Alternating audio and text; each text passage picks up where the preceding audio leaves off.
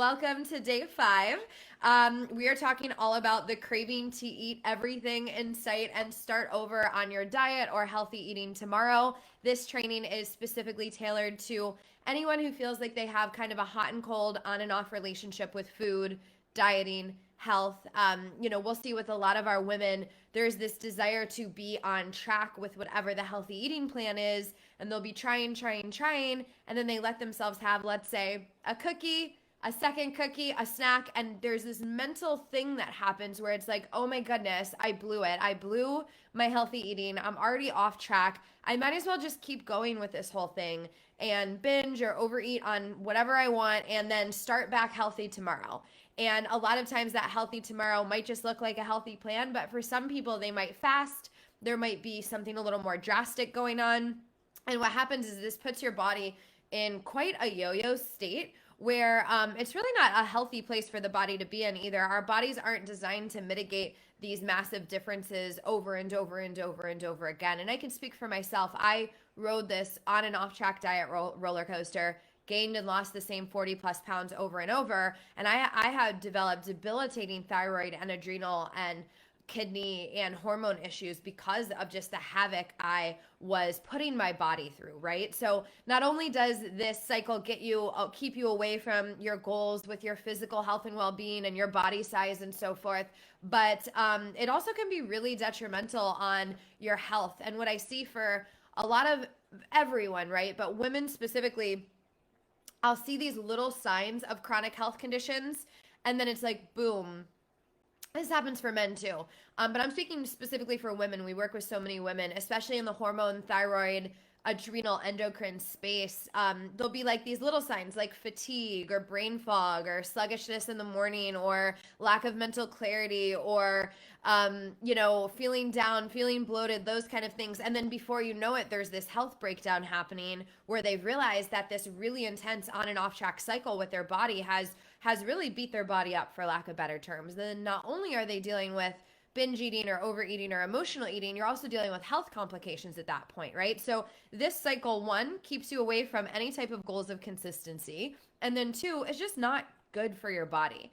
Another thing too, a lot of things that we've been talking about in this series are our patterns and how we develop behavioral patterns over time. So the more you do something over and over, the more ingrained in you it becomes, right? So the name of the game of reshaping these patterns is consistency. And it doesn't mean you get them perfect, right? Like that's not the consistency I'm talking about. I'm not talking about eating perfect, never cheating on your diet, never going off track, right? We're eliminating diets if you're working with us. But I'm talking about the consistency of, giving your body space to live in this beautiful place of homeostasis and giving it what it needs to thrive and giving it this in a consistent way. So if you're on and off track, your body has no chance to heal. It has no chance to release weight. It has no chance to do all the fun, beautiful things it's meant to do and designed to do because your body is on your side. Your body is having you breathe. It's having your heart beat right now without you trying, right? Your body is here to support you. And so it's up for you to kind of give it what it needs and create this nice, calming, grounded space for your body to just do its thing. And, that supports you in making nourishing food choices and health-giving food choices and so forth as well. So it gets you closer to your goals and stuff too, which is really good. So I'm going to do the demo here now of the card. It is, I forget what we call this. These cards I printed out a while ago and we revamped the titles of them. But it is the card that has to do with on and off track eating. And it's about when you're craving to just kind of eat everything because your diet starts tomorrow. I believe that's the exact name of the card. Before we go there, just wanted to remind you, like we're talking a lot about consistency, right? And breaking this cycle.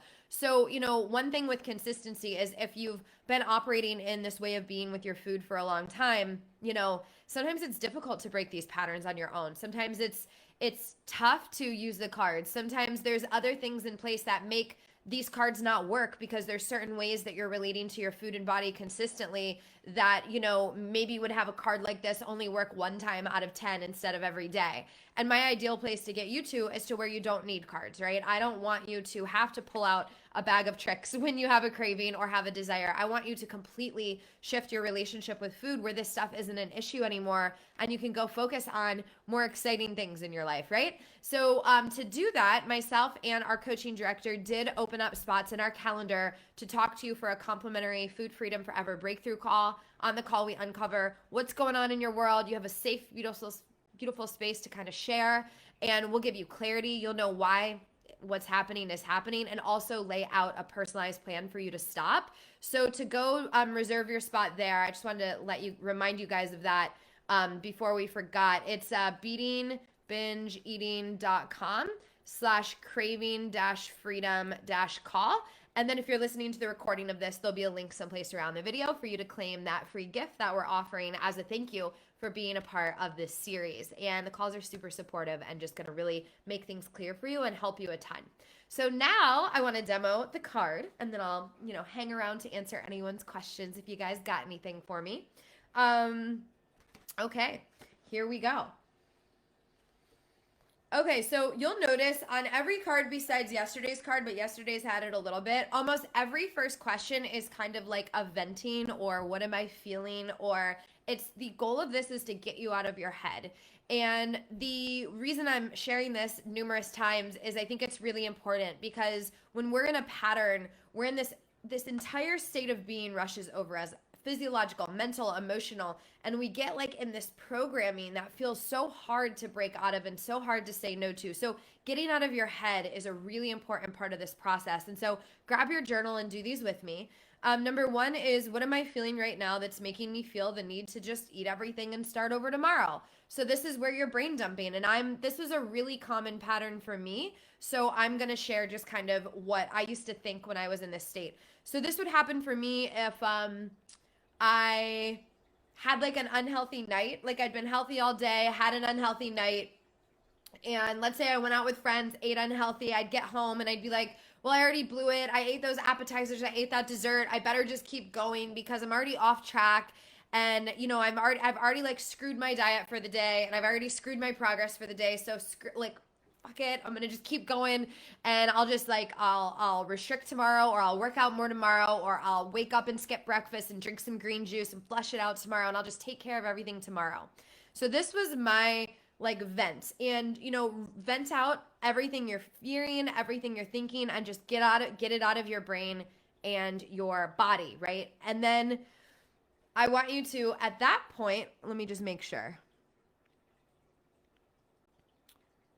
Actually, before you change your state here, we are going to wait to change state on this card between 3 and 4. So another theme of our cards is there's like a venting, and then there's like a staying in the consequences and like the heavier part of it. Then after you get that out, you're changing your state and releasing that, like physically moving and changing your state and moving into the more empowering pieces, right? So the more empowering part doesn't come till step 4 of this card. So we are like getting connected to the consequences and the reality of the situation 1 through 3. And then we're getting into the empowering, and then we're staying our power statement. Whereas dieting or starting over gotten me in the past is number 2. So for me, this was short-term satisfaction at best, not always. Typically, this led to me thinking about food more, having an unhealthy relationship with food, eating more. I'd think about food more, so I'd eat more. My cravings and urges would feel so impossible to say no to when I was dieting or starting over. It would typically lead to a nighttime binge or a weekend binge. It definitely led to like waking up bloated and swollen and puffy and not feeling good the next day, and brain fog and being disconnected from my family and my friends and like true present connection. Like it really, really, really, really had some negative impacts on me. And number 3 is, how is this going to get me further away from where I want to be? Well, to answer that, based on what I was just saying, right? So if I'm brain foggy, tired, bloated, and focused on getting weight off my body, that's going to keep me way further than where I want to be. Like, I don't want that focus for the rest of my life. Like, I want to focus on other things that fulfill me up more. Not to mention, if I'm on this quest, every time in my whole life when I've been on the quest, it's put such a focus on it that it steals joy from other areas, but it also like made this area of life harder. It created more of those cravings and that overeating. And there was this chain reaction that even if I got short-term relief from the starting over, there was a chain of negative reactions, both on the impact in my life, the impact on how I felt, the impact on my health and well-being, the impact on my ability to go after my dreams, my self-confidence, my worth in the world, like my work in the world and what I was putting out there into the world, my presence for my family, my ability, when I struggled with binge eating, I was mostly single, my ability to go on dates if I was in a relationship, my ability to be present for my significant other, and so this stuff had a really, really negative impact. And I think it's important when you are craving the short-term fix of a crash diet the next day and just eating everything in sight, you're thinking in a fear-based way. You're out of the present moment and you're thinking of short-term relief at most versus the present moment, what you need, and ultimately how this is going to impact you long-term. So these first 3 questions are all about like getting you really related to what's happening right now. And then I want you to change your state. So we just spent 3 questions in your journal, just like really like getting connected to the not so good side of things, right? The heavy energy, the consequences, the what would happen if you kept this pattern up for your life, right? So at this point, you want to change your state, meaning get up, shake it out, stretch, jump up and down, put on a good song, have a dance party. I don't know, what can you do? Do some squats, shake your legs, just run in place, like just move your body and release energy.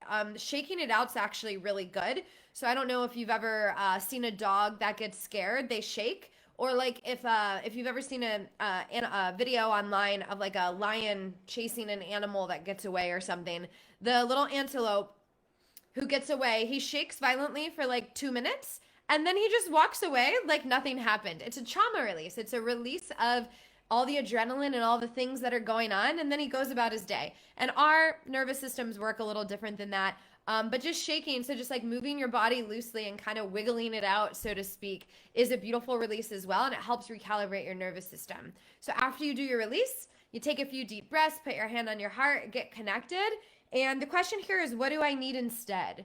And so, ask yourself, what's going to support me most in this moment? Like right now, not tomorrow, not in an hour, like what am I feeling? What's going on right now? And what do I need instead?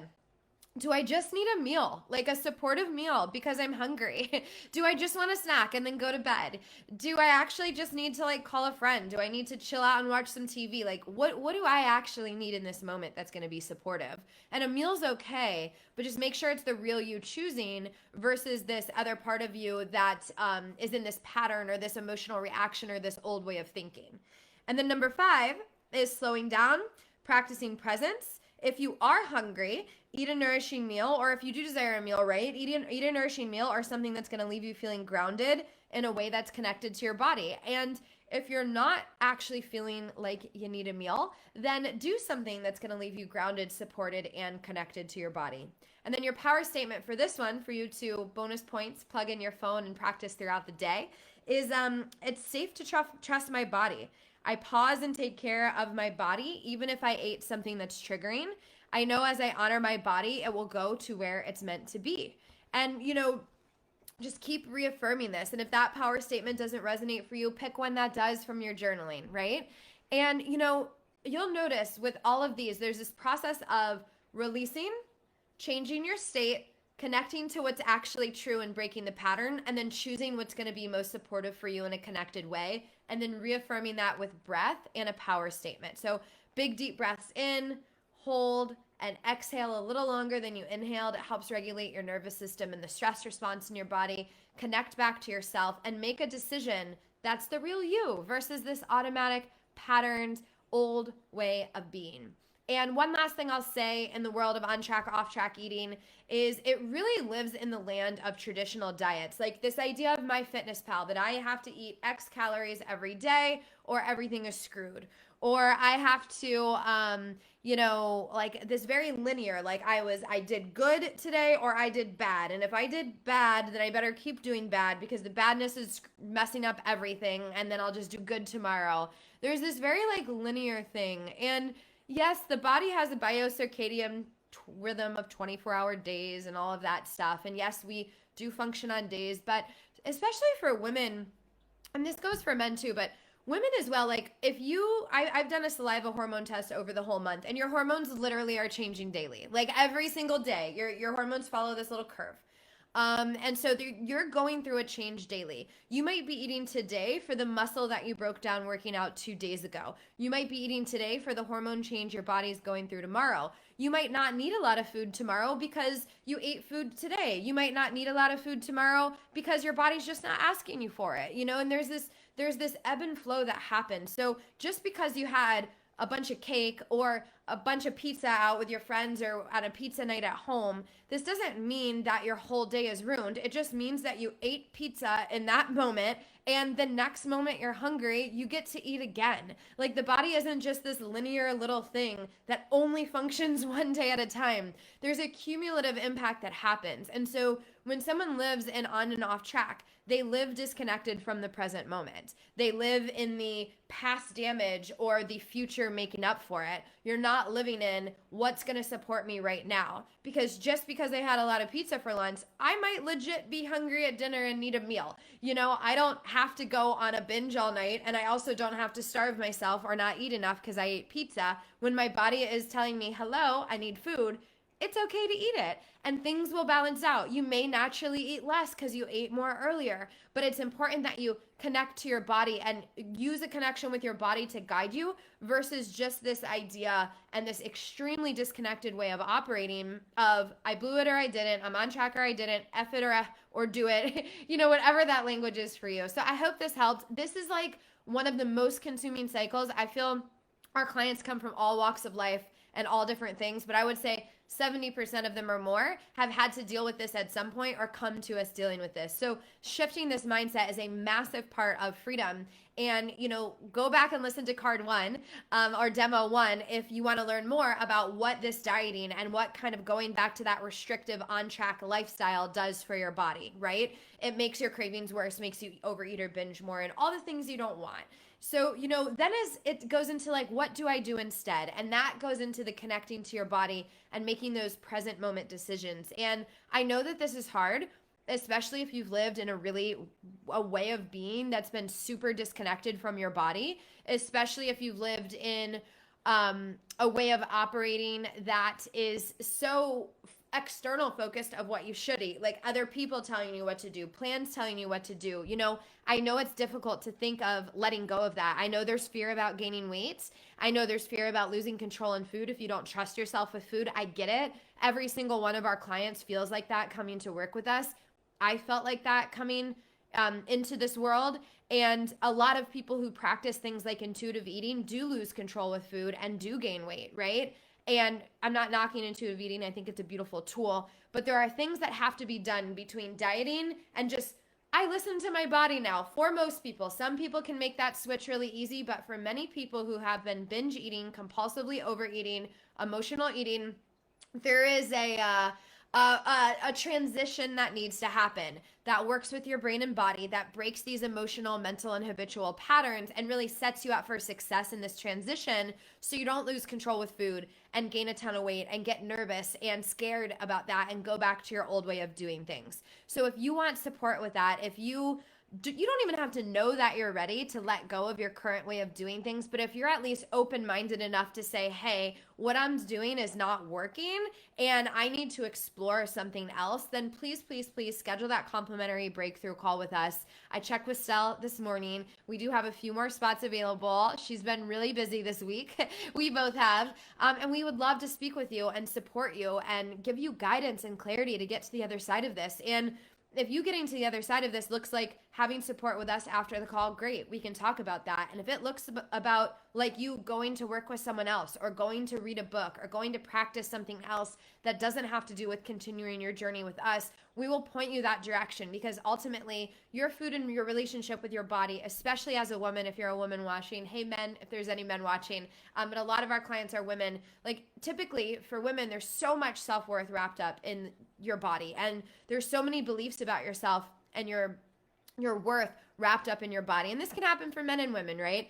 And I just know how intimate of a journey healing your relationship with food and your body is. And we don't take this lightly. We know what it's like to struggle. I struggled for 12 plus years. So did Stella. Actually, anyone on our team did. And we've all turned it around. And we're here. We're here for you. You don't have to do this alone. So if you would like to book that call, go to the link someplace around the video if you're watching the recording, or the link that I'll put in the description when I post this on IGTV, or the link in the comments on Facebook. And on that note, what's going on, guys? You have any questions? Let me check Facebook. Hi, Lynn. So she says, yes, that's me. I totally get it. What's up? Hi, guys. Any questions before we wrap up for the day? I need to get a haircut. Normally, my shortest layer is chin length. That is insane. Whoa. No wonder it just looks like a flat. Oh, man. Quarantine life happening over here. So anyone got a question? Need some support? What do you need? Oh God, I got messy eyebrows too. I'm sorry, guys. Samantha says, book that call. Continue your journey with Brittany. It's so worth it. Hi, Samantha. So good to see you on here. Oh, Samantha, you've grown so much. It's so awesome to see you on here. Anyone? Questions before we go? I'll give it like a minute. Yeah, and while we're waiting for questions, just encouraging you to, keep going. This stuff is it's not a linear journey. You're going to have your ups and downs. You're going to have your moments where you're flying high, and then your moments where you're having a lot of trouble and difficulties. And you really, it's like the small subtle chips over time that lead to the amazing results. And so, we're getting some questions. The Travel Glow says, hi, agree. I'm about halfway through the program and it's already helped me a ton. Yay, that makes me so happy. So let's see. We got some questions. So we have how to recover after failure, for example, after eating a bag of cookies. And then we have a question, can you share more about the transition between dieting and intuitive eating? Yes, great question. So recovering after failure. I'm going to actually point you to the direction of a YouTube video I made that has 7 steps of what to do after a binge. If you just search like Brittany Brown, what to do after a binge on YouTube, it'll pop up. Or if you go to our YouTube channel, just type like beating binge eating Brittany Brown and it'll pop up. And then search on the channel, what to do after a binge. It has like calculated step-by-step steps to do after a binge. And so, I'll speak to it here as well. One, like watching your language around it, not considering it a failure, right? Considering it, like if you'd worked with us before, you would know that this isn't a failure. This is an old way of being that's popped up. And this doesn't mean anything about who I am. This isn't a willpower problem. This just means that there's a way that I've been operating in with my food and body that's setting me up to binge and overeat. So the first thing I would do is, if we were working together, I would look at, what are you doing proactively? Like, what are you doing during the day that led up to this moment of the bag of cookies? Because the bag of cookies isn't the problem. Typically, that's the symptom of some other things not in alignment that you have to be doing to get your brain and body out of this binge mode. And let's say your brain and body were out of the binge mode and you just happened to binge, which would be unlikely, but let's say it happened. It can happen if you have this old habit of binging, right? So what I would have you to do is treat that as an isolated incident, and wake up the next day and literally take care of yourself. Don't wake up the next day and diet. Wake up the next day and ask yourself, give your body what it needs. Take care of yourself, nourish yourself, eat breakfast, move your body, drink water, like no beating yourself up, no making yourself wrong. Just give your body what it needs, because as you satisfy your needs, this urge to binge is going to go down more and more. And really forgive yourself. And after you get out of the state of the shame or the blame or the guilt, do some self-reflection and say, okay, what happened before that moment? Were there some emotional things going on in my life? Or what happened that day? Like, did I take care of my needs? Was I able to be with my emotions? Did I feed myself in a consistent way where I felt satisfied and felt like I got a lot of variety in and I felt good about what I was eating? Take a look at what was going on and use it as an opportunity to grow, because there may have been ways where you didn't take care of your needs the day you ate the bag of cookies that led to that moment. So I hope this helps. Binges are nothing to be ashamed of, especially on your healing journey. They're almost expected, but it's not going into that, okay, I binge, now I got to make up for it, beat myself up, go on the diet thing, because that is what actually keeps the cycle going. And willpower is awesome, but humans only have so much willpower. So you're going to run out and you're going to binge if you're relying just on control tactics. Like we just only have so much willpower. So I would rather someone switch from the inside out and get to a place where you don't have to use your willpower for binges, right? Where things get a lot easier, and that can happen with time. That's a lot of what we do in our programs. Okay, can you share more about the transition between the dieting and intuitive eating? Yes, so I'll kind of break it down, what like the phases that we walk someone through in our programs to do it.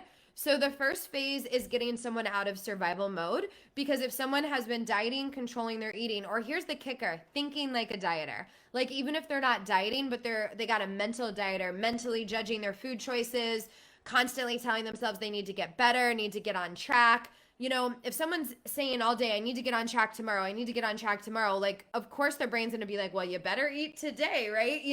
You got to work with your body. And so phase 1 of our program is all about getting someone out of survival mode in different ways, right? Physically making sure they're getting enough food, eating satisfied. We have a way of eating with our students. It's not a meal plan by any way, but it's a foundation to start from to make sure it combats the main reason someone's binge eating. And then there's also working on the mental piece and releasing the deeply embedded fears around eating, allowing food, restriction, dieting, all of those things, and getting really connected to the consequences of doing that. Because most people, the consequences are really high, right? It leads to more binging, overeating, cravings, emotional eating, all that stuff, right? So phase 1 is about that. And then phase 2 is about really, really getting in and understanding the patterns of the brain and the physiology of the body, and understanding why these patterns have been created. So once someone's getting out of survival mode, it's so much easier to work with the part of the brain that can actually make higher level decisions and choices, like choosing the more supportive meal. So then in phase 2, we're going really deeply in to the brain and how the brain works, and getting really objective, like removing the whole willpower, I'm broken, I have an eating disorder conversation, I struggle with food my whole life, like removing that identity and stepping into this new identity of realizing, hey, I'm whole and complete, and I've developed behavioral and brain patterns that have me act in a certain way with food. Maybe this came from dieting. Maybe this came from childhood. I don't care about that as much, even though I want us all to heal those pieces. I want people in the beginning of our programs to have very, very, very, very, very quick wins, regardless of where their patterns came from, so they can start feeling in their power with food fast. Then, third phase is connecting more with one's body. So where intuitive eating will just go from stopping dieting to listening to body for the most part, we have this journey between that's getting someone's physiological state out of this binge mode, survival mode, and also working with the brain patterns in the brain and body. So you have some power, and you're in your power with food before we bring the connection to your body.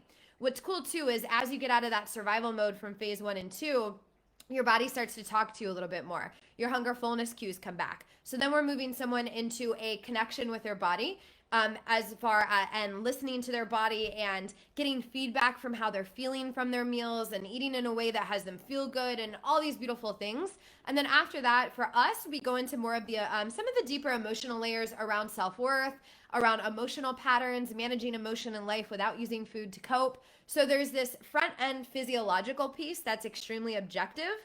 The cool thing about that is it takes all the pressure off you as a person, and you're just like, oh man, this isn't my fault. This is why I've been struggling. Cool, I can heal this. Then we're working with the patterns. Then we're working with the body. and we're also doing the emotional work as well. And so it's this beautiful blend. And we save the emotional work is trickled in and the body work is trickled in, but we save it for a couple weeks in because I find that if you're like diving into your emotions but still binge eating, like you're just going to binge more. So we like getting our students those wins and back in their power really quickly. So I hope that kind of helps you see the path, so to speak, of coming out of dieting.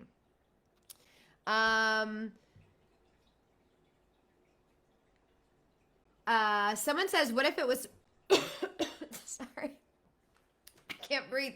Someone says, what if it was someone emotional? Sorry. Or what if it was something emotional? Yeah, so I don't know if you mean something emotional that triggered it or something emotional that started your binge eating, like trauma in childhood or whatever that might be.